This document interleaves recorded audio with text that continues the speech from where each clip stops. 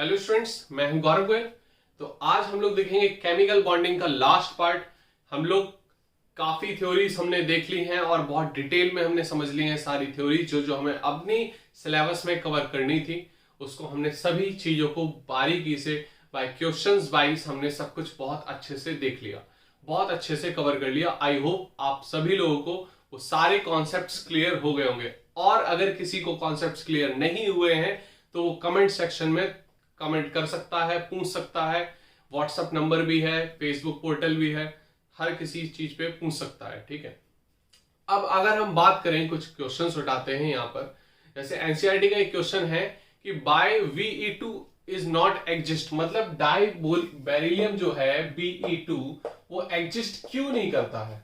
और इसको बताना है एमओटी डायग्राम से, कि एमओटी के थ्रू बताना है कि ये इसका बॉन्ड ऑर्डर 0 क्यों आ रहा है। क्योंकि बॉन्ड ऑर्डर 0 है तभी तो BE2 नहीं बन रहा है।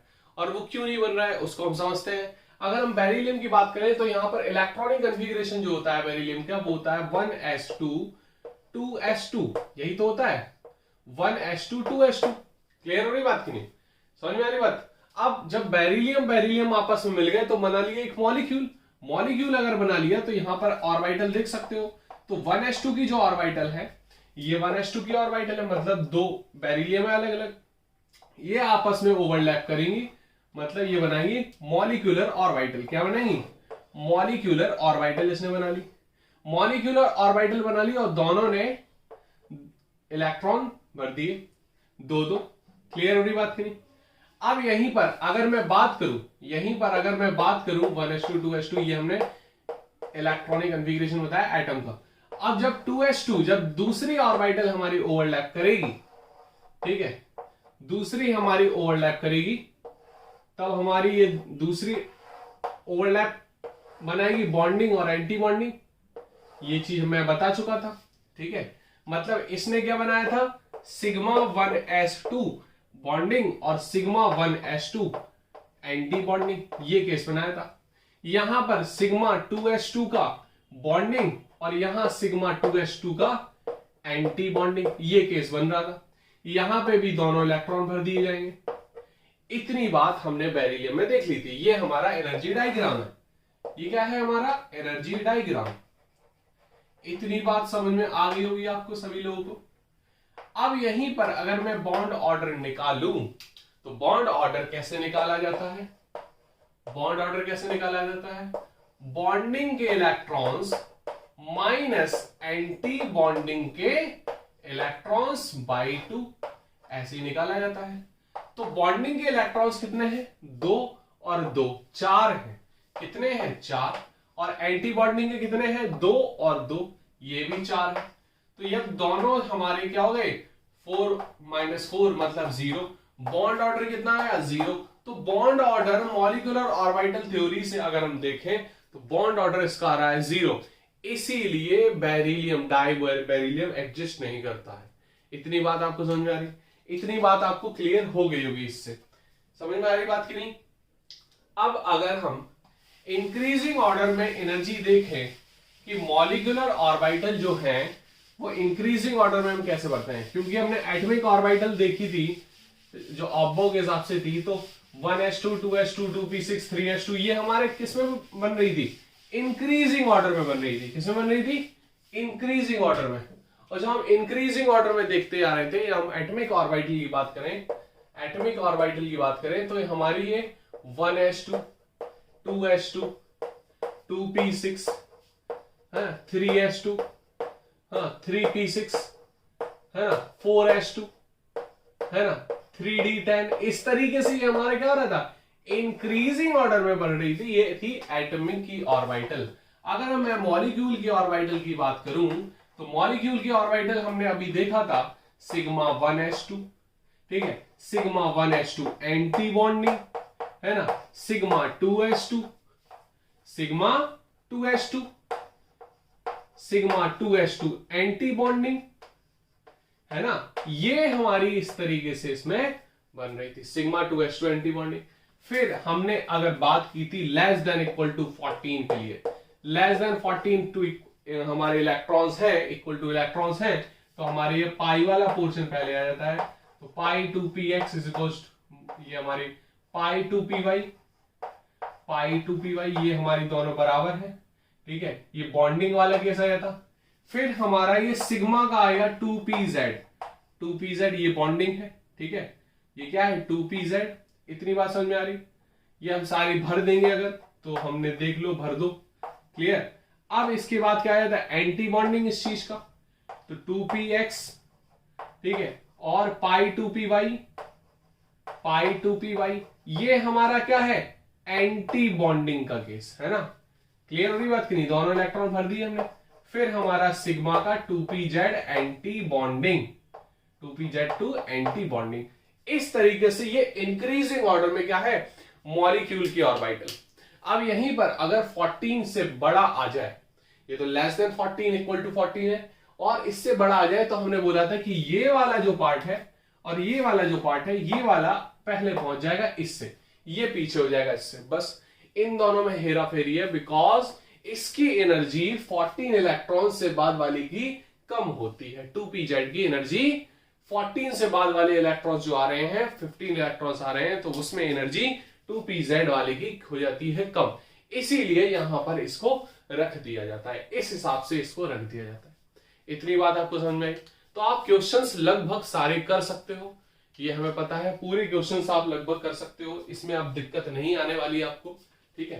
तो ये मॉलिक्यूल ऑर्बिटल थी, और एटॉमिक ऑर्बिटल में हमें क्या पढ़ना था ये हमने समझ लिया। यही हमारा पार्ट है, क्योंकि हमें इसमें बहुत ध्यान देना है, ठीक है। अगर हमें मॉलिक्यूल के ऑर्बिटल अच्छे से पता है, तो हम बॉन्ड ऑर्डर, मैग्नेटिक टर्म्स हम निकाल लेंगे, पैरामैग्नेटिक, डायमैग्नेटिक। तो पैरामैग्नेटिक, डायमैग्नेटिक तो हम सीधे सीधे अनपेयर्ड और पेयर्ड से निकाल सकते हैं। अगर अनपेयर्ड है तो हमारा पैरामैग्नेटिक, और पेयर्ड है तो डायमैग्नेटिक हमारा सेक्शन हो जाएगा। अब यहां पर अगर मैं देख लूं डाइपोल मूवमेंट की बात करें, डाइपोल मूवमेंट, तो जब हम डाइपोल मूवमेंट लेते हैं, ठीक है, डाइपोल मूवमेंट लेते हैं, तो इसको हम म्यू से डिनोट करते हैं। तो हमें इसमें वैल्यू नहीं बतानी है, बस हमें बताना है कि म्यू अगर हमारा 0 आ रहा है या mu does not equal to 0 आ रहा है। केवल दो टर्म हमको बताने हैं यहां पर हम वैल्यू, क्योंकि ये हमारा एक्सपेरिमेंटल टर्म है, तो हम एक्सपेरिमेंट से ही बता पाएंगे। फिजिक्स में डायरेक्ट है कि आपको म्यू से, अगर इस तरीके का सिस्टम होता है, एक प्लस क्यू एक माइनस क्यू, और ये 2l डिस्टेंस अपार्ट होता है, तो आप क्या कर दोगे q इंटू 2l आप कर दोगे, सीधे हमारा निकल आएगा डाइपोल। क्लियर हो रही बात की नहीं। लेकिन यहां पर ऐसा कुछ नहीं है। केमिस्ट्री में हमें क्या देखना है, सीधे म्यू इक्वल टू 0 है क्या, mu does not equal to 0। तो इस तरीके से हमें चीजें निकालनी है। अगर मैं बात करूं यहां पर NH3 और NF3 में, और इसकी डायरेक्शन भी पूछ लेते हैं कभी कभी, तो NH3 और NF3 में, तो अगर मैं NH3 की बात करूं, तो यहां पर लोन पेयर ये ऊपर ऊपर होता है, यहां पर हाइड्रोजन हो जाता है इस तरीके से। तो जो ओवरऑल डाइपोल मूवमेंट है वो ऊपर जाएगा, ओवरऑल डाइपोल मूवमेंट कहां जाएगा, ऊपर। तो डाइपोल मूवमेंट तो इसका है mu does not equal to 0, ये तो बात क्लियर हो गई, क्योंकि हाइड्रोजन का कोई डाइपोल मूवमेंट नहीं लगा था, वो इलेक्ट्रॉन्स ना ही पुल करता है ना पुश करता है, यहां पर कोई दिक्कत नहीं है। अब यहां पर अगर मैं बात करूं फ्लोरीन के केस में, तो फ्लोरीन के केस में कुछ इस तरीके से है, ठीक है। फ्लोरीन के केस में कुछ इस तरीके से, फ्लोरीन हाई इलेक्ट्रोनेगेटिव और लोन पेयर बहुत ज्यादा है इनके, तो इनकी जो डायरेक्शन है वो डाउनवर्ड आ जाएगी, जो डाइपोल मोमेंट की डायरेक्शन है वो डाउनवर्ड आ जाएगी, और ये भी हमारा mu does not equal to 0 रहेगा। इतनी बात आपको समझ में आ रही। तो ये मॉलिक्यूल की हमें डायरेक्शन पूछ सकते हैं, और म्यू 0 है या mu does not equal to 0 है ये भी पूछ सकते हैं। इतनी बात समझ में आ रही।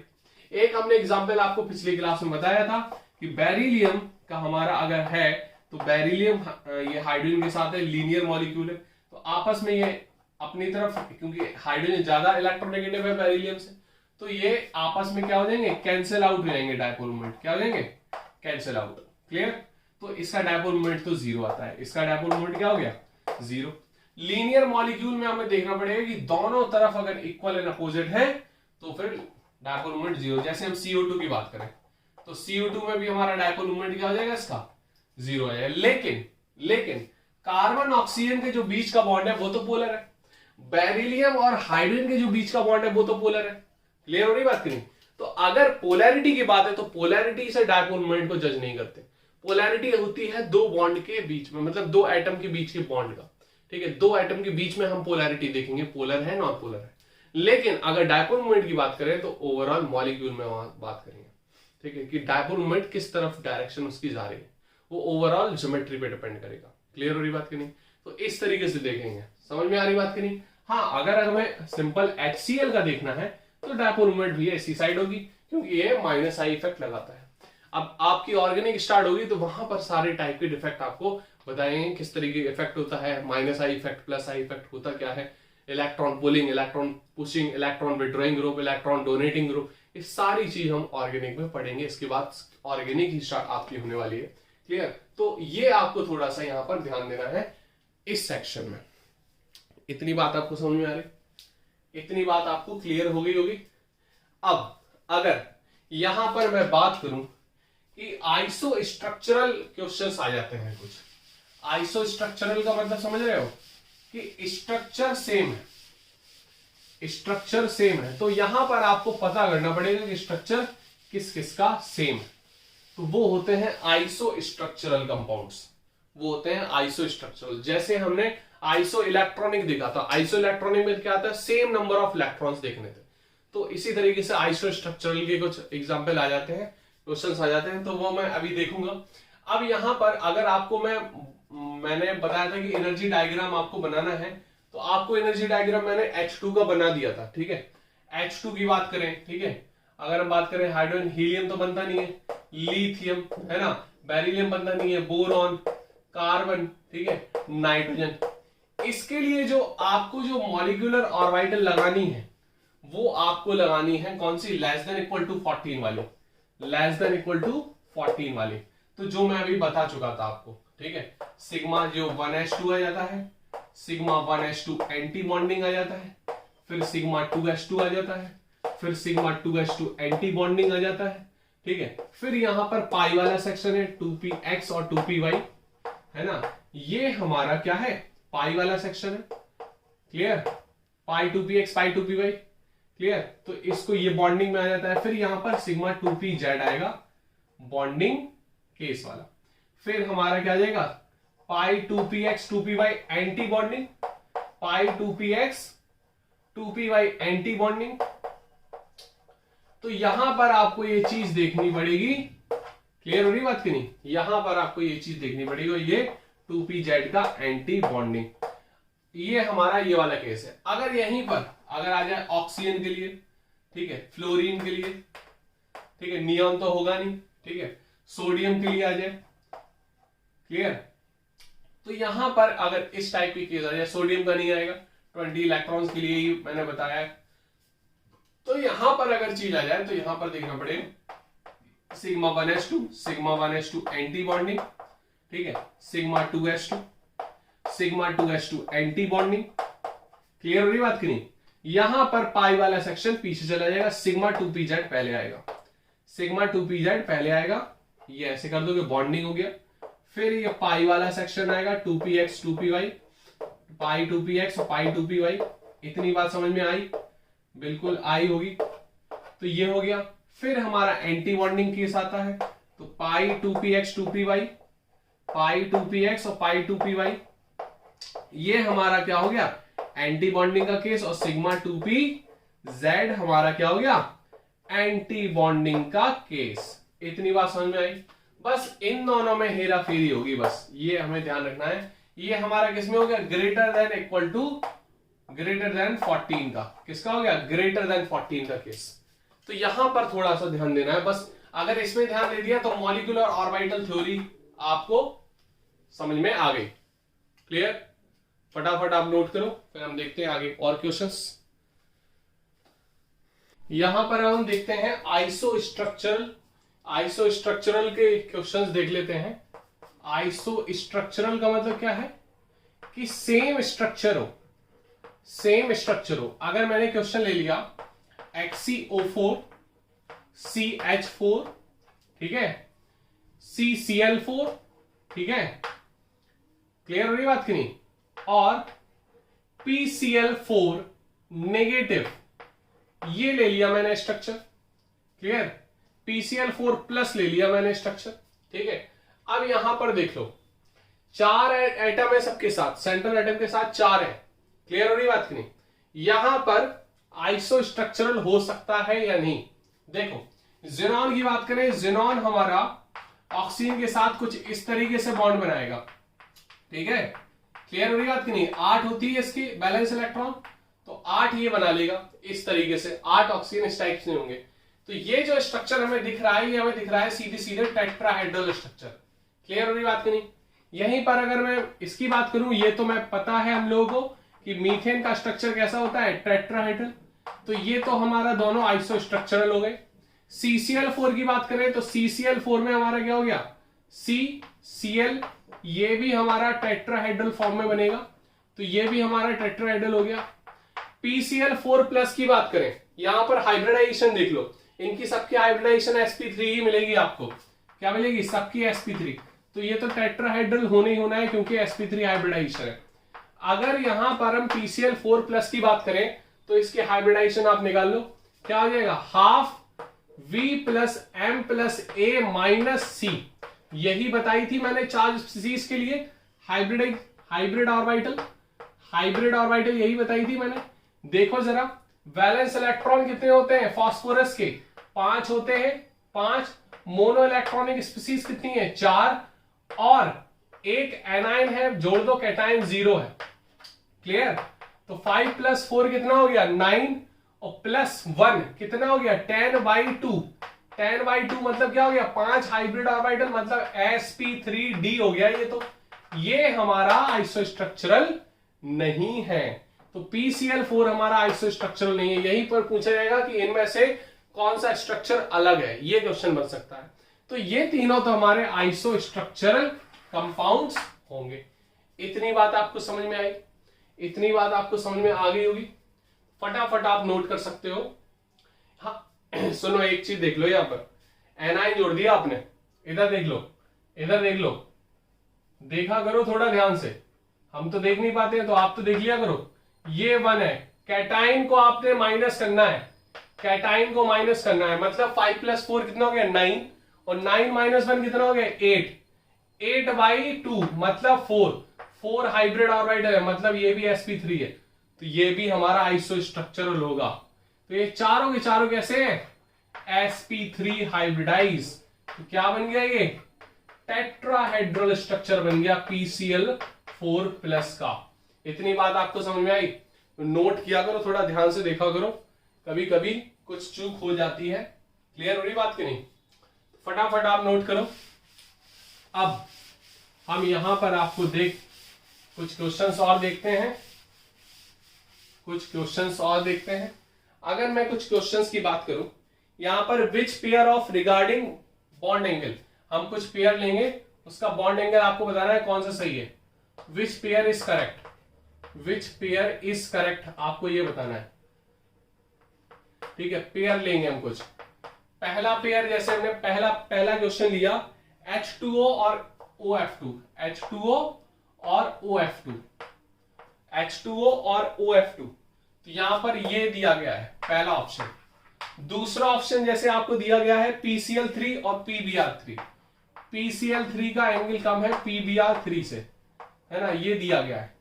तीसरा क्वेश्चन आपको दिया गया है, तीसरा option NO2 plus is greater than H2O, NO2 plus is greater than H2O, which pair is correct for bond angle, किसके लिए, फॉर बॉन्ड एंगल, ये बताना है, फॉर बॉन्ड एंगल। क्वेश्चन अब कंप्लीट हो गया, फॉर बॉन्ड एंगल। और चौथा ऑप्शन है ऑल ऑफ दीज, चौथा ऑप्शन क्या है, ऑल ऑफ दीज। अब यहां पर बताना है कि कौन सा पेयर करेक्ट है। अब यहां पर अगर मैं बात करूं पहले वाले की, तो H2O जो है, वो H2O का जो शेप है हमारा, इस तरीके से लोन पेयर होगा, इस तरीके से हाइड्रोजन ये होगा, ठीक है। यहां पर थोड़ा ये एडवांस क्वेश्चन हो जाता है, ये फ्लोरीन हो गया, ठीक है, और फ्लोरीन हमारा इस तरीके से होगा, और फ्लोरीन इलेक्ट्रॉन डेंसिटी खींचता है, ठीक है, इलेक्ट्रॉन डेंसिटी अपनी तरफ खींचेगा, फ्लोरीन मोर इलेक्ट्रोनेगेटिव। तो यहां पर इसका रिपल्शन ज्यादा था, ठीक है, इसका रिपल्शन ज्यादा था, बॉन्ड एंगल तो इसका है, यहां पर रिपल्शन थोड़ा और ज्यादा, क्योंकि इलेक्ट्रॉन खींच रहा है और ज्यादा ये फैलेगा, यहां पर जो बॉन्ड एंगल है वो और ज्यादा कम हो जाएगा। बॉन्ड एंगल क्या हो जाएगा, और ज्यादा कम।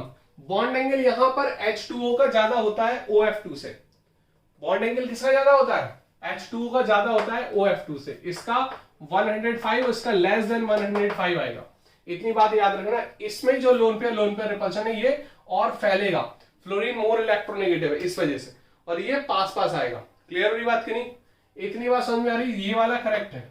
अगर मैं इसकी बात करूं PCl3 और PbR3 में, तो Br बॉन्ड एंगल इसका ऑब्वियस बड़ा होगा, क्योंकि ब्रोमीन का साइज क्या है, बड़ा है। क्लियर हुई बात कि नहीं? और ज्यादा फैलेगा। यहां पर ये साइज, ये भी ऑप्शन करेक्ट। अगर मैं NO2 और H2 को मैं बात करूं, NO2 और इसका कितना बनेगा शेप, देखो इन दोनों में हाइब्रिडाइजेशन तो सेम थी, इसकी हाइब्रिडाइजेशन देख सकते हो आप, देख लो। हाफ वैलेंस इलेक्ट्रॉन कितने होते हैं, 5 होते हैं नाइट्रोजन के।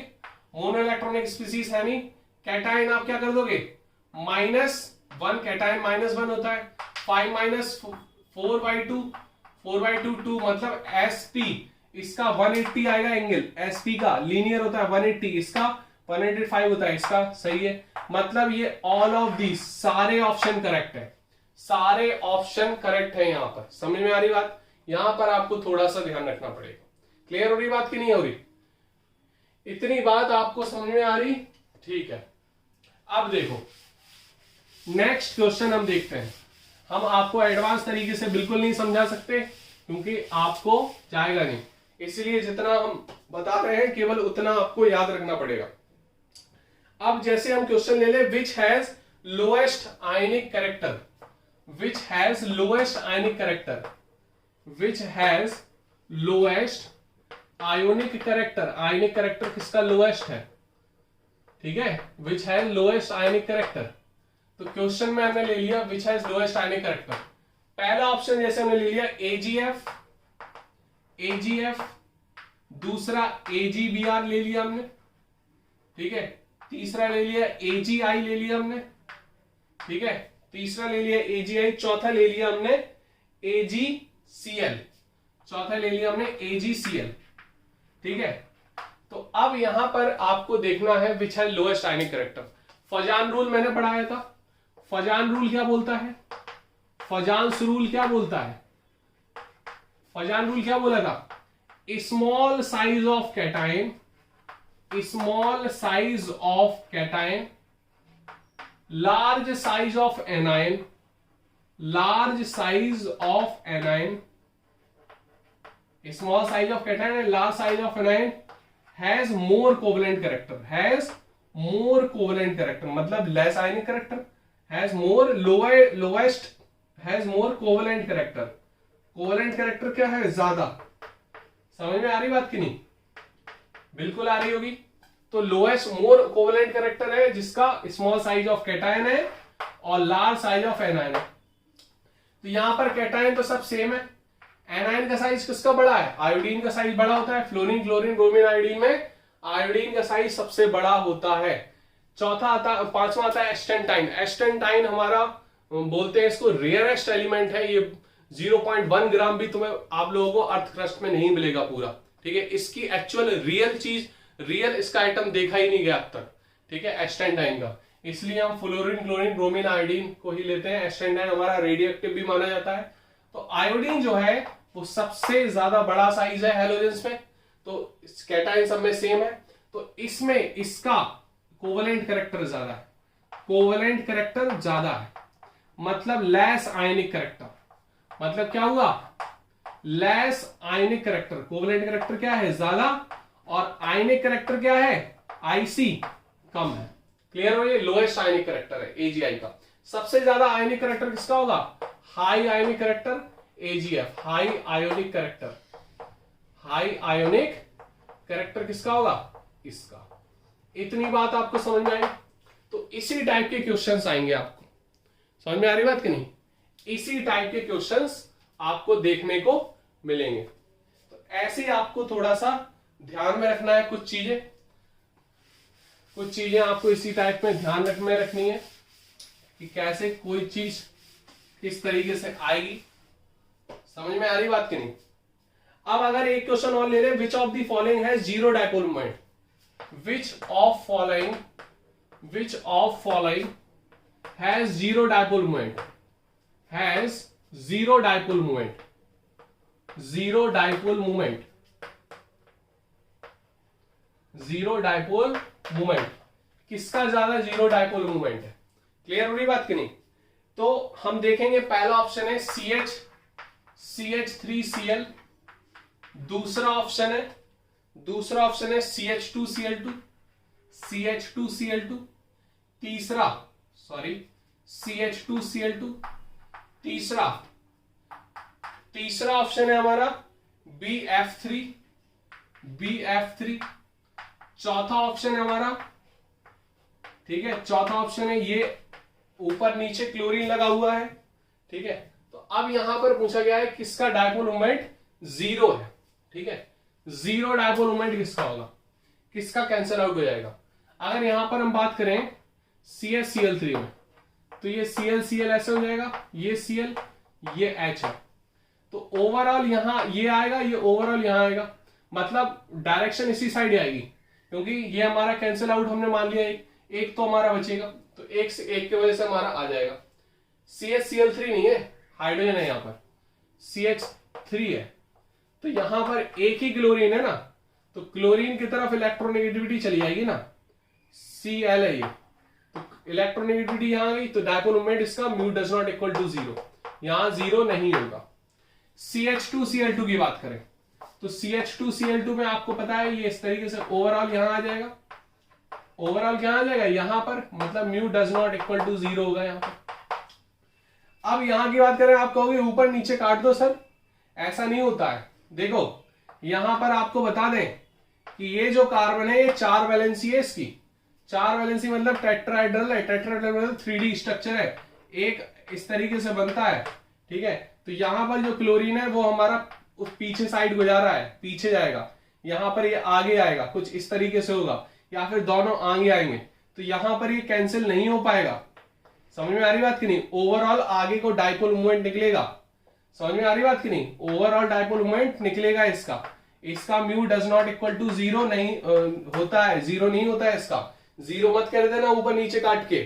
समझ में आ रही बात की नहीं? मेंस का क्वेश्चन है, जीरो मत कर देना ऊपर नीचे काट के, ठीक है। टेट्राहेड्रल स्ट्रक्चर है, ऊपर नीचे होगा। BF3 की जब बात करें, BF3 में देख लो, BF3 में जरा देख लो, तो BF3 को अगर देखोगे तो ओवरऑल ये हमारा प्लेनर है, इसका जो डायपोल मोमेंट आ जाएगा वो हमारा जीरो आ जाएगा, इसका डायपोल मोमेंट हमारा क्या आ जाएगा, जीरो। ओवरऑल इस पे क्या आएगा, ये आएगा, यहां आएगा, कैंसिल आउट हो जाएगा। इतनी बात आपको समझ में आ रही? इतनी बात आपको समझ में आ रही कि नहीं आ रही? नहीं आ रही तो कुछ हो नहीं पाएगा आप लोगों का। क्लियर हो रही बात की नहीं? तो BF3 का जो डायपोल मोमेंट है वो हमारा जीरो है, आंसर ये आ जाएगा BF3। क्लियर हो रही बात की नहीं? इतनी बात समझ में आ रही? बस इससे ज्यादा क्वेश्चंस और जो भी हैं आप लोग क्वेश्चंस देख लेना एक बार और डाउट पूछ सकते हो। अब इसके बाद आपकी जो क्लास होगी वो ऑर्गेनिक सेक्शन आपको पढ़ना जरूरी है, क्योंकि सीक्वेंस से हमें चलना चाहिए। पहला हमारा था मोल कॉन्सेप्ट, हमने समझ लिया, चलो उससे ज्यादा इंपॉर्टेंट है फिर हमारा स्ट्रक्चर ऑफ एटम, फिर पीरियोडिक टेबल, फिर केमिकल बॉन्डिंग के बाद हमें ऑर्गेनिक पे जाना चाहिए। ऑर्गेनिक बहुत ज्यादा इंपॉर्टेंट है आगे के लिए। सेकंड पार्ट में 12th के बोर्ड में पूरा का पूरा एक सेकंड पार्ट, एक किताब पूरी की पूरी ऑर्गेनिक है। और यहाँ पे जब हम स्टार्ट करेंगे तो 2 चैप्टर है अपने जो मेन ऑर्गेनिक केमिस्ट्री के हैं, जनरल ऑर्गेनिक केमिस्ट्री, उसको हम पढ़ेंगे। तो नेक्स्ट जो चैप्टर अपना केमिकल बॉन्डिंग खत्म हो चुका है। यहाँ पर एनसीईआरटी के क्वेश्चंस करना, उसके बाद कुछ रिफ्रेशर्स के क्वेश्चन कर लेना। हम असाइनमेंट्स देते रहेंगे, नोटिस कराते रहना, बाकी सब नोट कर लो।